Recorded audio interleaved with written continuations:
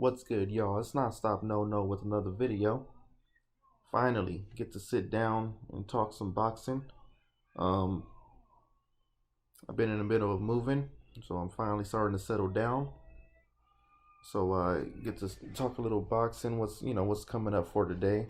It's early morning Saturday for the Canelo Kovalev and the Castano Amatoso fight on the PBC side of things. Um, this one's gonna be about I'll probably just knock two birds with one stone with this one. But obviously mainly for the Canelo versus Kovalev fight. I'm gonna talk my shit about that one. Um, First things first. Criticism. Yep, criticism. The promotion for this fight. Legit. I forgot all about this fight. And I'm a boxing fan, a real boxing fan. Not a casual, a real boxing fan. I keep up with the sport. Haven't been keeping up with the sport as I like to because of, again, my move. But still, usually know what's going on, especially in social media, etc. I literally was just looking around on, I forgot, on just YouTube, and I'm like, wait a minute, the Zone has the Canelo Kovalev weigh-in. For whatever reason, I thought that fight was going to be later on during the month of November. So maybe I'm getting the Deontay Wilder fight and the Canelo fight mixed up with the dates. But anyways, horrible promotion. Basically, if you don't follow the Zone, you don't know what's going on with this Kovalev and Canelo fight. So I'm watching the weigh-in right now. Already watched the weigh-in twice already, but I'm watching the weigh-in again. And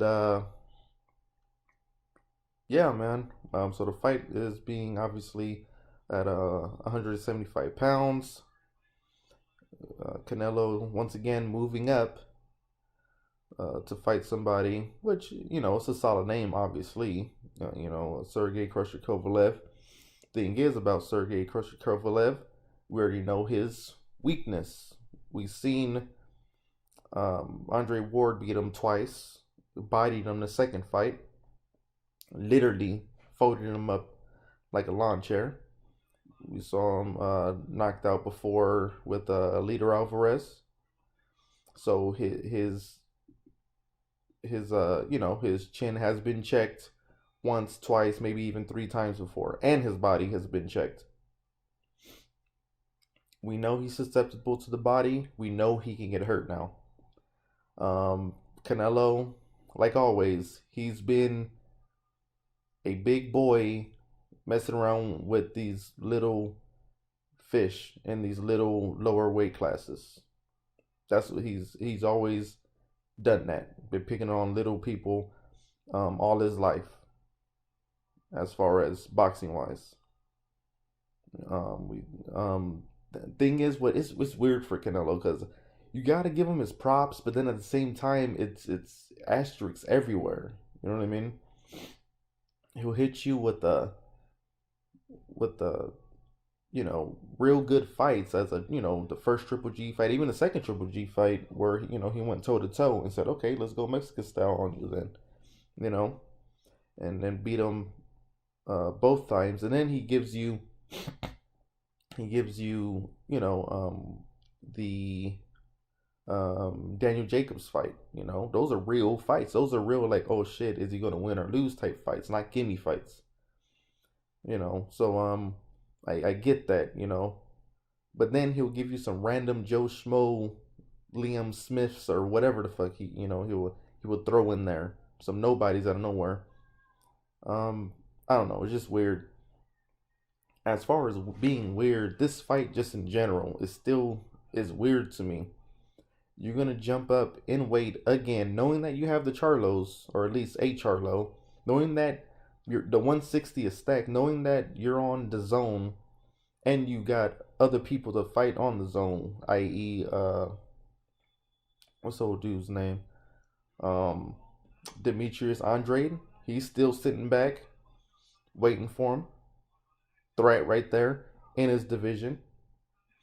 Um, Charlo was willing to fight him and sign him to zone if he gets to fight. He has people to fight, but like usual, Canelo's team or Golden Boy, they'll snake their way into some type of circumstance to where it's it's a calculated risk. It's not just full frontal risk. It's a calculated risk. So for them to go up 175 and fight Kovalev, which again we already see chinks in his armor plenty of times. So obviously they know that they can beat him. Um, that just doesn't settle with me. He's not the threat that he used to be, especially right after Ward beat his ass up and took that invincibility from Kovalev. He's not invincible anymore. We know that. All of us know that. Hence, the reason why Canelo is fighting him, right? So it's a good step up, but it's weird. Um, Obviously he's doing this for a reason. Anyways, going back to the weigh-in, basically Canelo, this is his pretty much natural weight that he's fighting. So when he stepped up to weight, he just it looked like it was the night of fighting body that we saw. That's exactly what he already looked full. He probably ate breakfast that day, no problem, right before the weigh-in. Crusher looks basically the same Crusher that we usually see during the weigh-ins. Only thing that kind of, obviously had the antennas up was him not making weight the first time. Um, so he took off his necklace, he took off his drawers, and still was about a quarter pound off or something like that. Um, he right away came back and made the weight. So he probably either took a shit or he pissed it out, and it was nothing. So I thought he was gonna look drained and all that stuff, but no, he looked like he made the weight easily for the most part. It was just a little bit, the calculation was a little bit off, before the weigh-in, or maybe the weight that they were using before the official uh, weight they use at the weigh-in was maybe a little off, so that's why they were kind of confused. But nonetheless, he got it out the way, no big deal.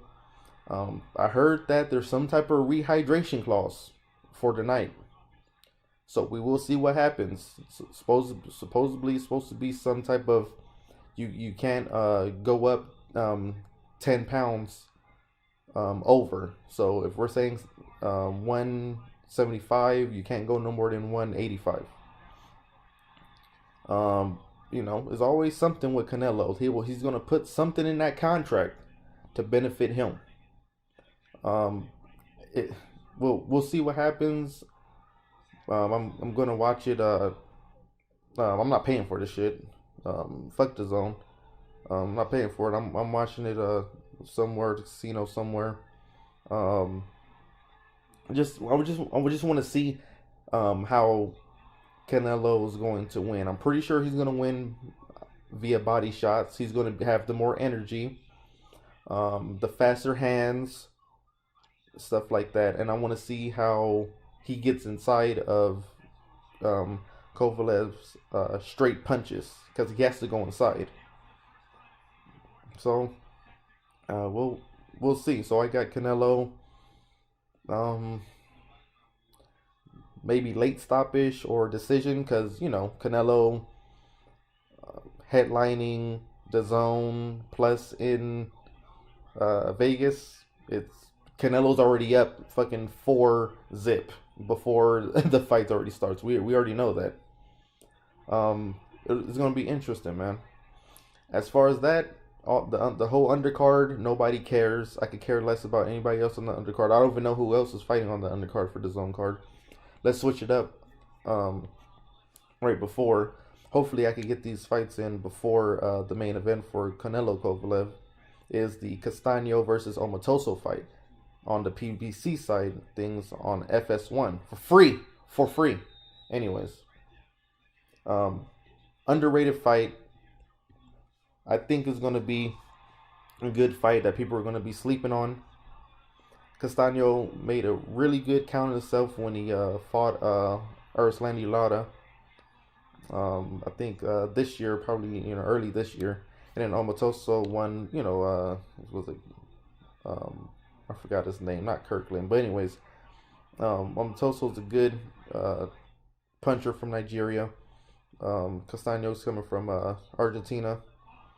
Just a good fight, and then they have the undercard was some small guys I forgot, but anyways, hopefully the timing for it will be like I can watch the Castaño Amatoso fight right before, so that would be my co-main event. You know what I mean? I'm gonna make it like that, and then right after it'll be Canelo versus Kovalev after the fact. So just wanted to give you my thoughts on the weigh-in and the promotion side of things, how bad the zone's promotion is, and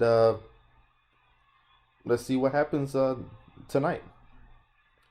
I'll give you my post-fight review, how everything settled in, how everything worked out for both guys. Just want to see two good fights with no funny business, pretty much. I'm out. Deuce.